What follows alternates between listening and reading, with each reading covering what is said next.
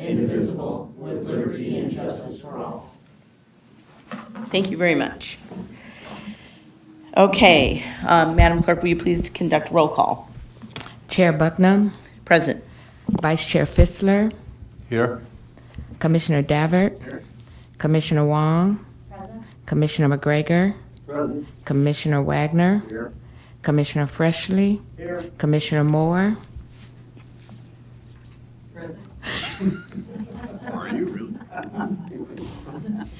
Commissioner Penrose, and we have a quorum. Oh, Commissioner Penrose. Here. We have a quorum. Thank you. Thank you very much. Okay, is there an announcement for any supplemental communication? None received. Any public comment? None received. Okay, thank you. First up, we have the consent calendar. Did you catch that? We had a motion and a second. Thank you. Any comment for the consent calendar? Thank you. Any public comment? None received. Thank you. All in favor? Yes. Any opposed? Any abstaining? That's unanimous. Thank you. There are no public hearings, so we're going to move on to some discussion and action items. First up is item 8A, the amendment to the local guidelines for implementing the California Environmental Quality Act, also fondly known, or not fondly known, as CEQA. So, please. Chair, I will turn it over to the Commission's analyst, Amy Diaz. Thank you. All right. Good morning, Commissioners. The item before you today are the amendments to the local guidelines for implementing CEQA. These guidelines are developed by Best Best and Krieger, the Commission's legal counsel, and are intended to help and guide the Commission when reviewing and analyzing different projects and applications within LAFCO purview.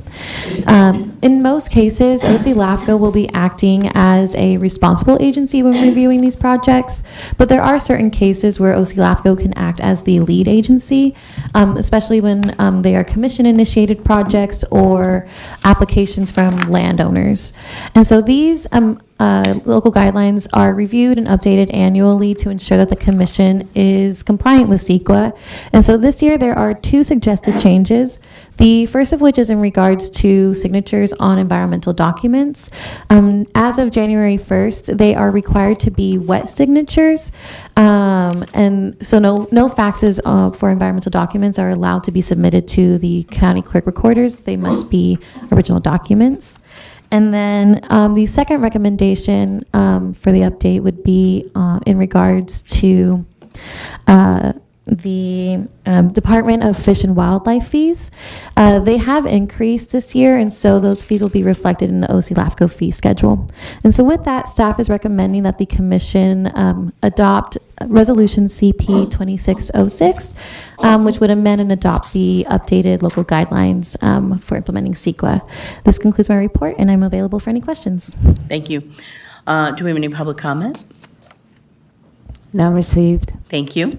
Any comments, questions? I do have a quick one about the wet signature requirement. Riverside is the exception, and so obviously the county does.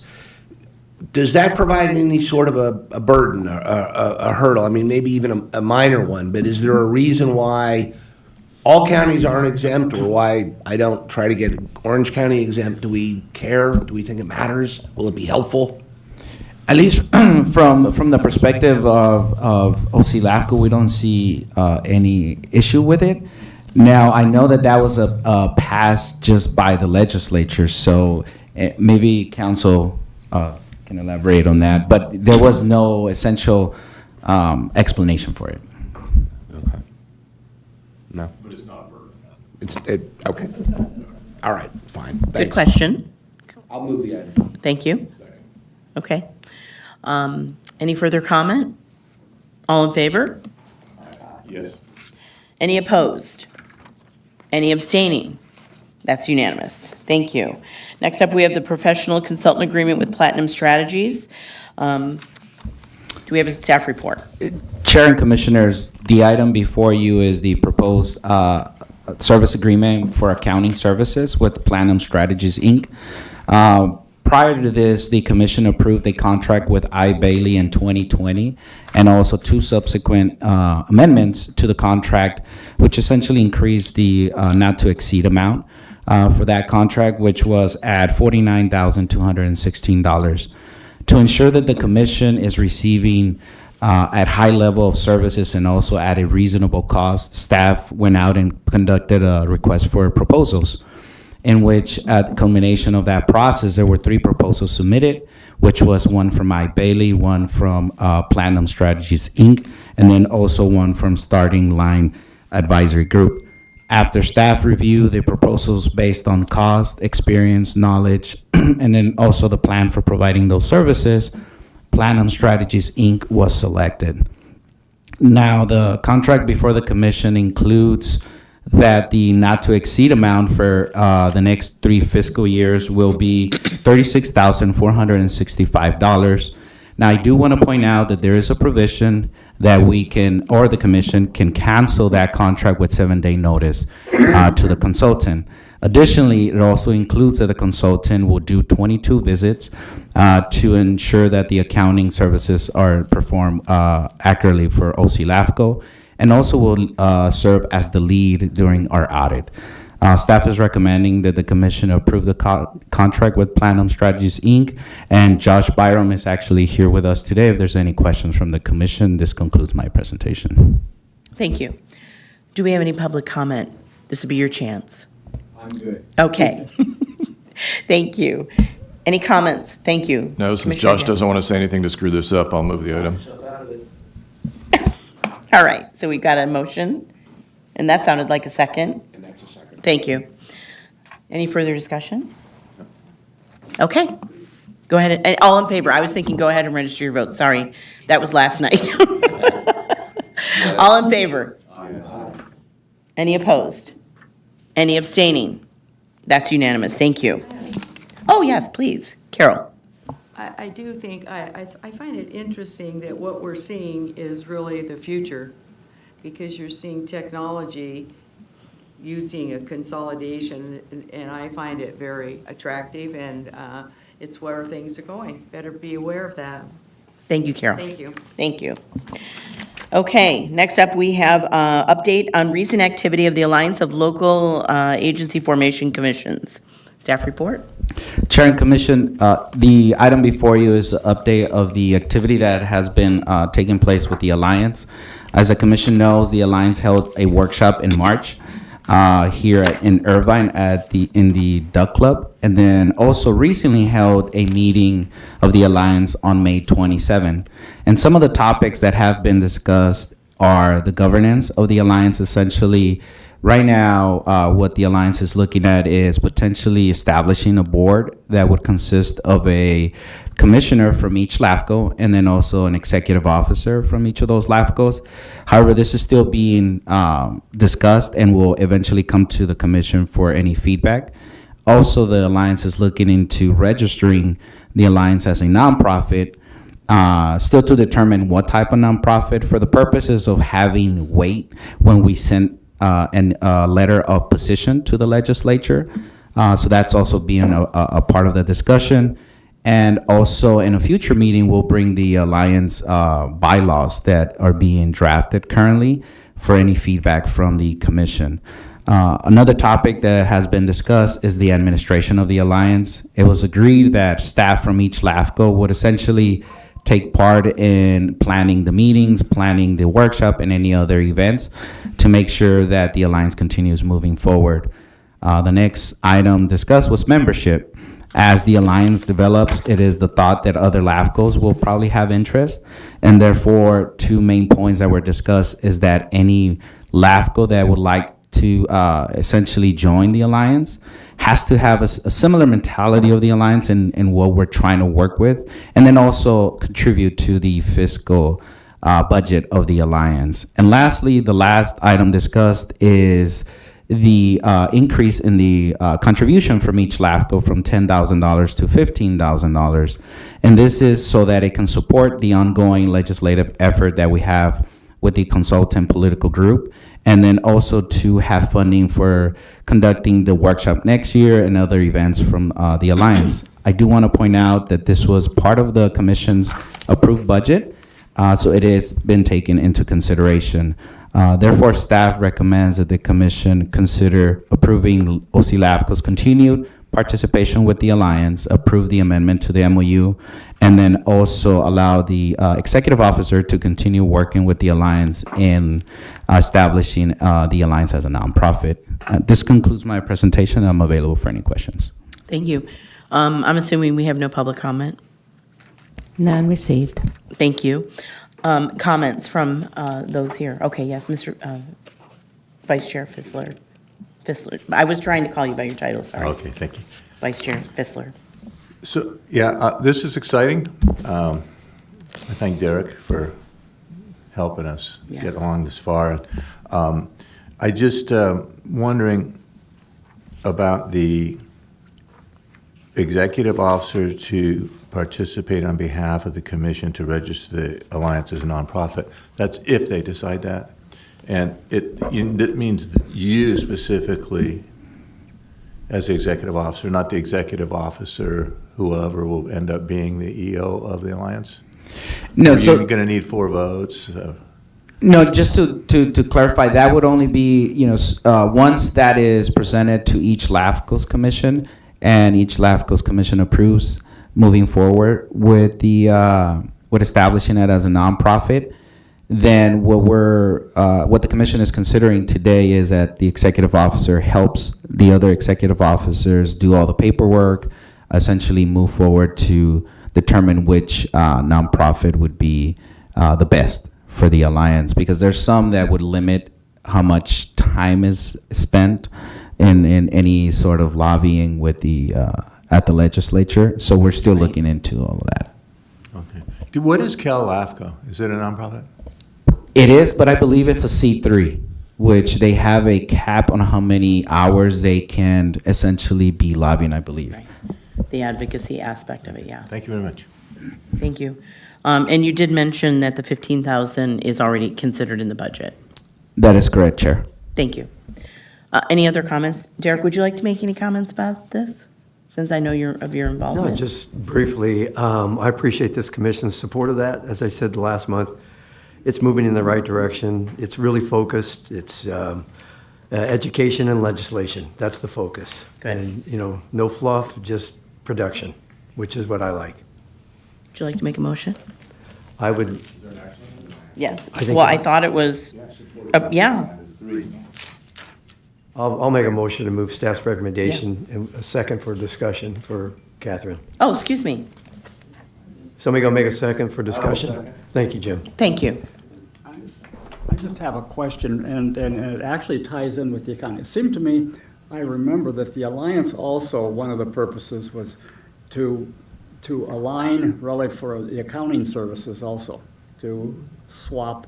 And I'm just wondering with Palladium, is that the group that was kind of selected by the 4 part of the agencies? Because the belief was all in commonality, might be able to get a better pricing relative to the services being provided. And am I right in remembering that, or? You're correct. We did work on the on the RFP for the audit consultant.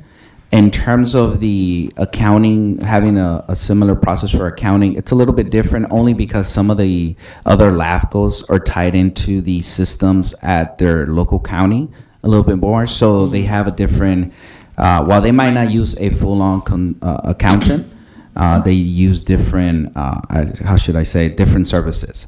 So we're unable to do one for the accounting services, but we certainly did one for the auditor. Okay, thank you. Okay. Any further comment? All in favor? Yes. Any opposed? Any abstaining? That's unanimous. Thank you. Next up, we have our legislative report. Can we get do we have any public comment? None received. Thank you. Staff report, please. Commission, I will transfer this over to the Commission's analyst, Amy Diaz. Good morning. The item brought before you today is the legislative report for June 2026.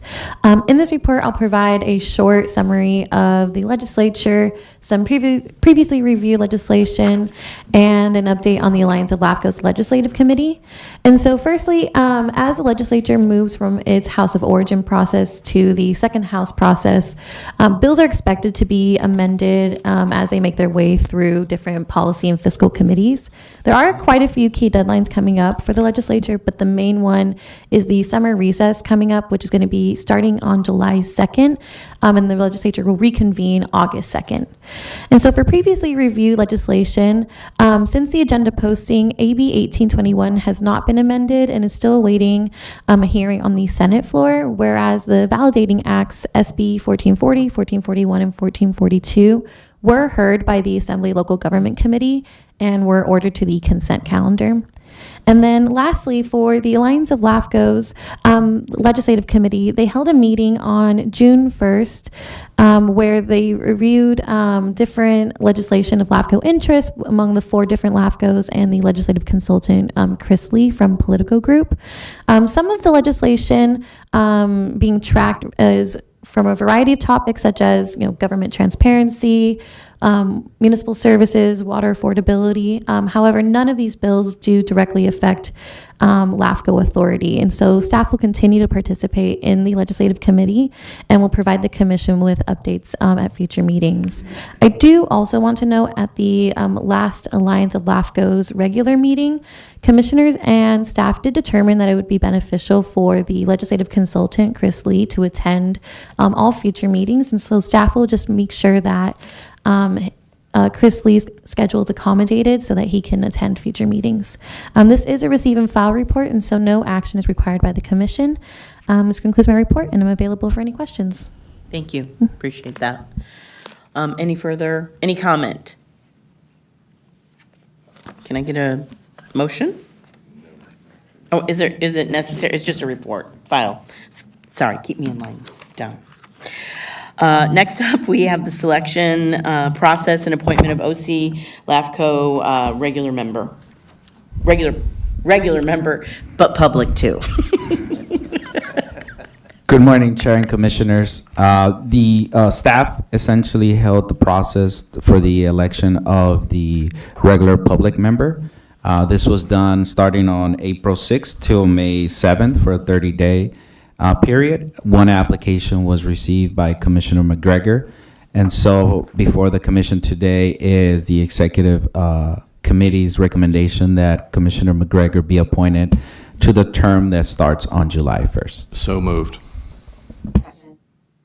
Thank you. I'm guessing there's no public comment. Okay. Anybody else like to make any comments, including the nominee? No pressure, Derek. No, just thank you. I appreciate that. My interest actually for one more term is I just want to kind of finish this alliance thing, and I appreciate the commission's support because I think it's really going to be beneficial for us, and I just appreciate your guys' support through the years, I should say. How many years? It's actually 17. Okay. And okay, any other comment? Okay, all in favor? Yes. Any opposed? Any abstaining? That is unanimous. That was actually the best vote of the day, and it was you were all very affirmative. Thank you. Okay, now we're covering the county unincorporated islands and disadvantaged unincorporated communities, also known as DUCs update. Can we get a staff report? Commission, I will turn this over to your analyst, Leo Lara. Thank you. Okay.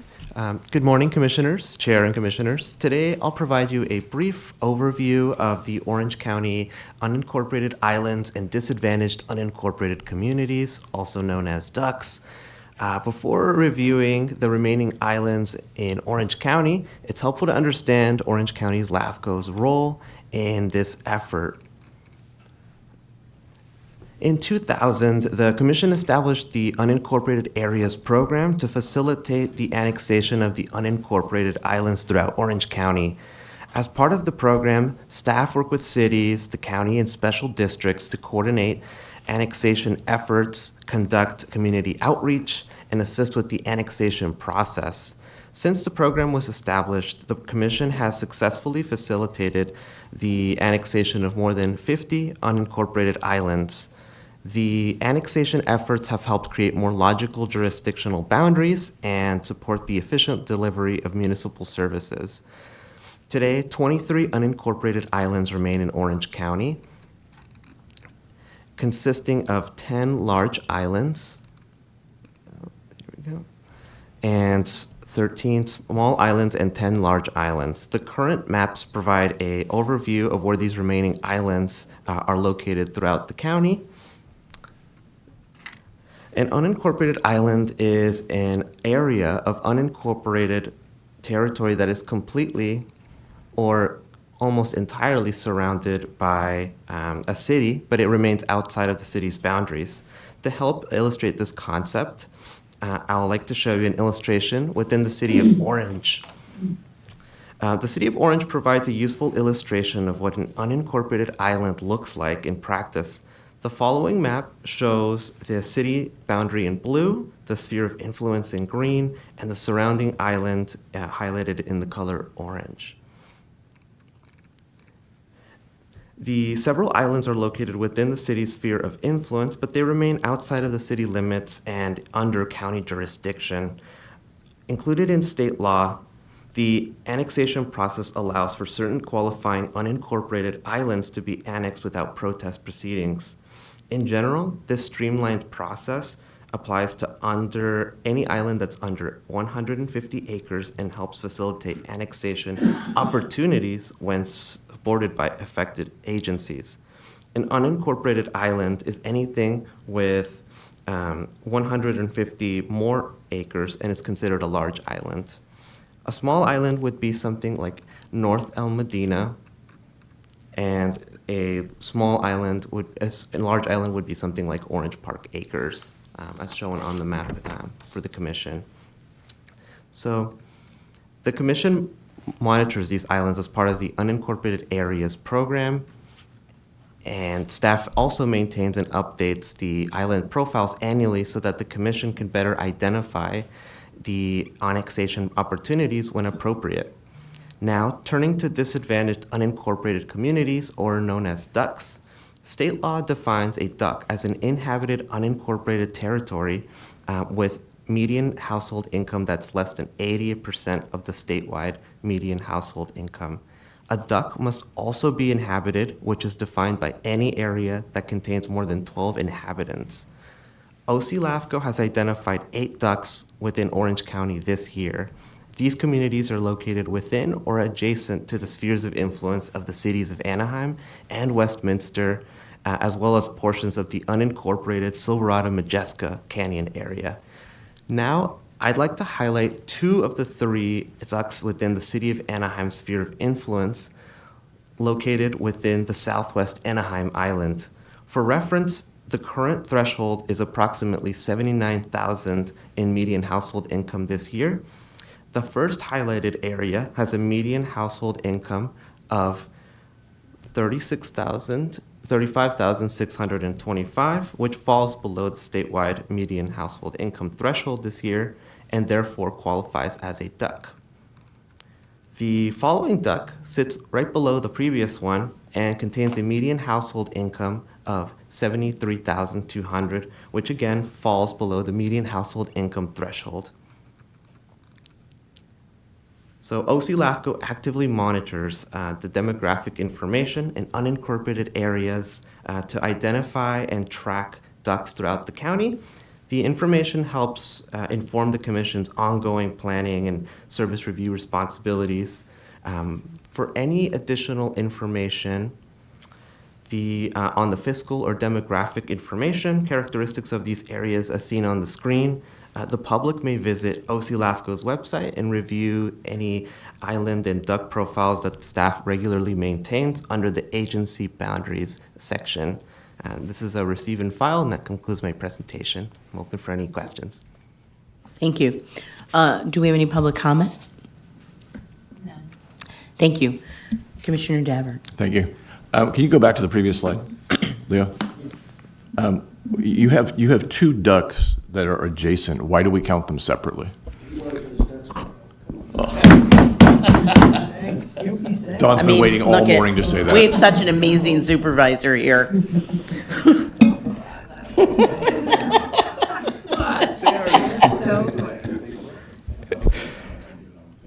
I think he was waiting for that comment. Okay, that's good. I'm here all week.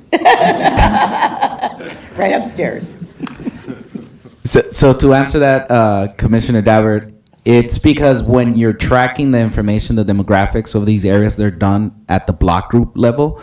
And so based on the block groups, that's how they are tracked. So we receive that information from CDR, and that's how they're tracked, essentially by block group. So all of those three ducts are all within the large one unincorporated Yes, island? Okay. yes, that's correct. And why do we track all this other than the state requires us to?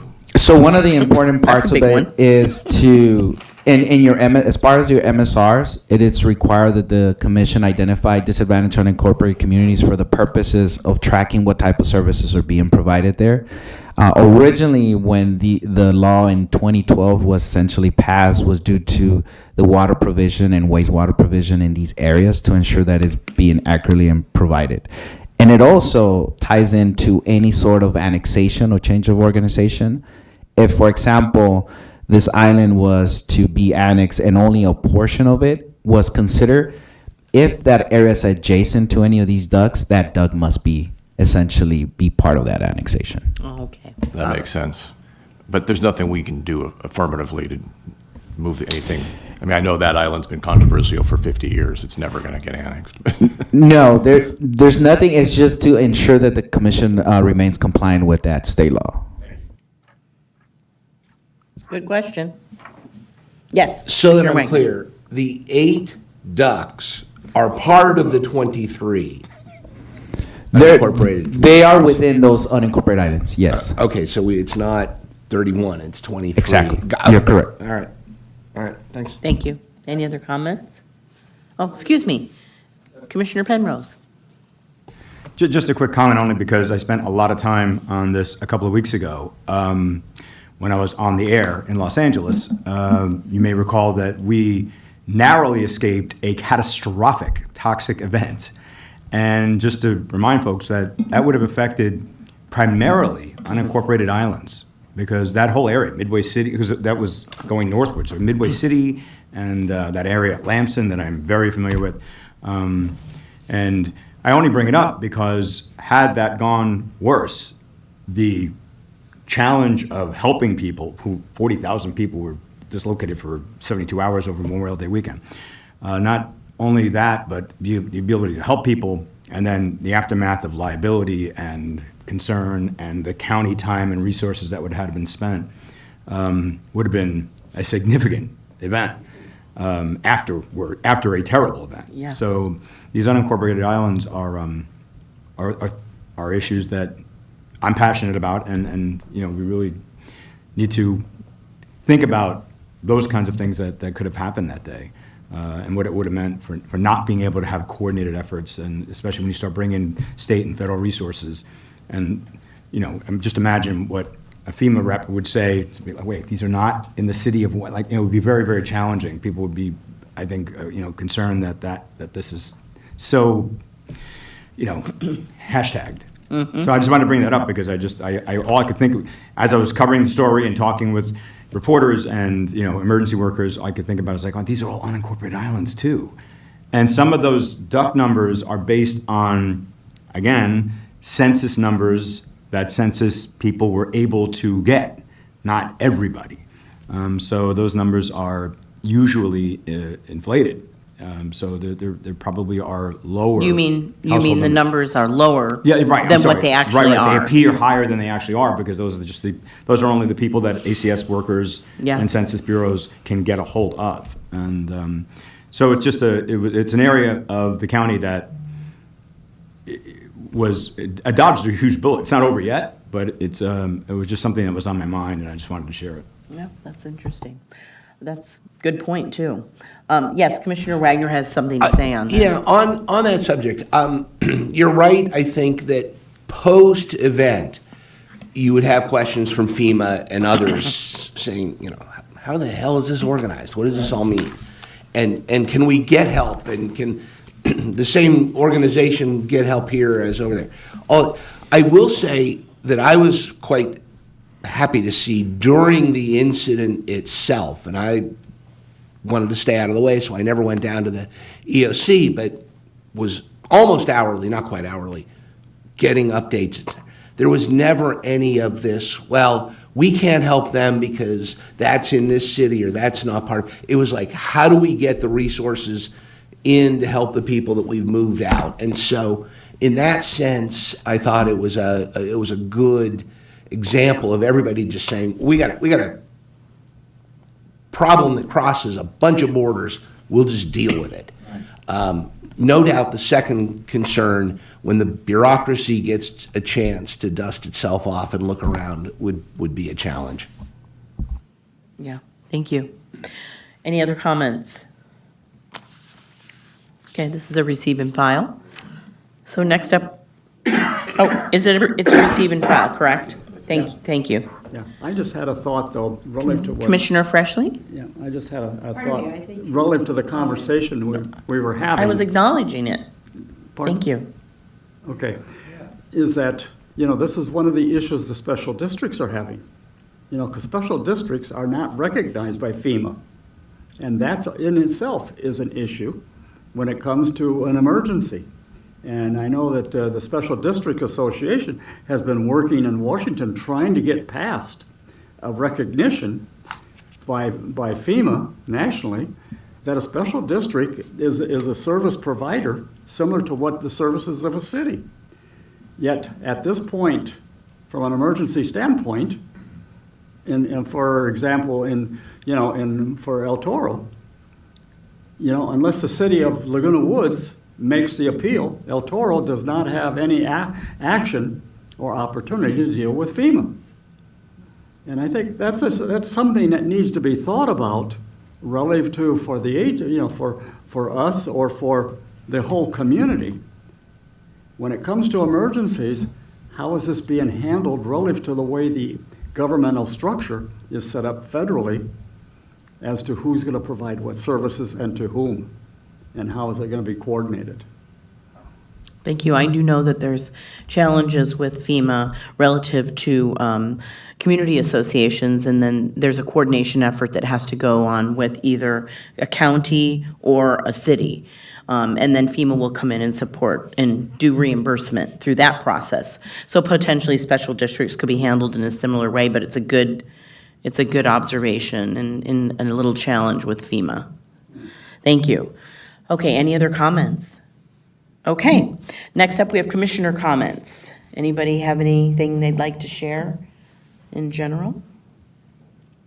Looking around the What room. percentage of the cities in the county are their own water districts? What percentage are separate? I was thinking about that number. So water districts, what percentage of Orange County has water districts that are managed by cities? Because that would include sanitation too. Well, many have both. Could you use your microphones? Commissioner Davert, could you please use your microphone? Thank you. You're going to have many that have both or multiple. So there's not really a way to calculate that. City of Tustin, for example, has a municipal water system, but they receive wholesale water from the East Orange County Water District. They have sewage provided by the East Orange County Water District. You're going to have a lot of cities that have those multiple layers of. I would tend to think they'll all be North County, because South County would be more inclined to have separate, so I guess it might be divided like that. Well, the City of San Clemente still has a water system, Yeah. but, and that's about as far south as you can get. They get their wholesale water through Metropolitan and MoDOC, but Santa Margarita Water District covers everything else around there. So it would be a hard number to calculate. Do you, I see Mr. Commissioner Fischler would like to say something, then we'll have a staff comment, or would you prefer staff? Okay. Mine's going to be so quick, I'll just Yes. say, I don't know, this won't give you a complete answer, but 2.3 million of Orange County residents, which is not all of Orange County, receive water from the Orange County Water District. Orange County Water District has 19 separate pumpers. 9 of those pumpers are independent special districts. The others are cities. So that's, if that helps, there's 19 pumpers for, you know. Yeah, population probably is more important than number, anyway. Well, it's about, it's 2/3 of the population You of Orange also have- County. I'm just giving you some numbers. Thank you. That's okay. You also have many areas that are covered by private water companies, so Right, that's another factor. thank you. Yeah. Go ahead, Mr. Chapman. I don't have anything to add to it, but certainly we can, if the commission wants staff to just bring back a staff report that just essentially has which agencies are providing in which areas, that summarizes that, we can certainly do that for the commission. Did the grand jury go into this when they did their report a year or so ago? I don't remember. Maybe the numbers are easily there. I don't remember. I don't know, I'm not sure. I don't think they went exactly on the figures of which areas are provided, but we can certainly come up with some information that can show where the agencies, where special districts are serving, and then which cities are providing their own retail water, because it's as Commissioner Fissler said, Orange County Water District has a few agencies that are there, and then they are providing the wholesale or the groundwater to these agencies. So we can certainly bring back a staff report in the future meeting. Okay, and do we desire to have that information? Okay. Yes, no, maybe? Well, I don't know that we need to put staff through all that for just a curiosity, but if I don't know how much work that would take. What type of effort would go into something like that?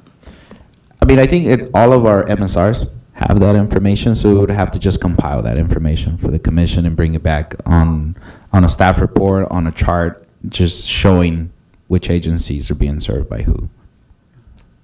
Maybe it would be good to have for future reference, so we know. Does everybody concur?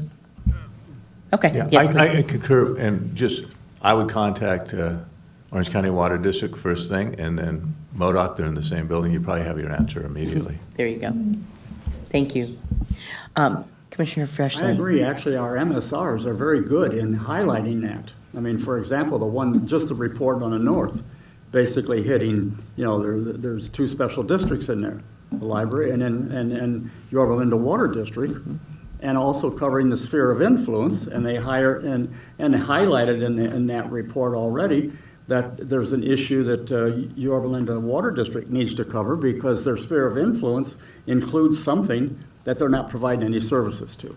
And so the MSR, I think the process is very good if you really go through it to highlight those issues and give us a better understanding of, and you're right, Luis, all you have to do is go through all the MSRs and just summarize what's there if we, take the time to do it, so.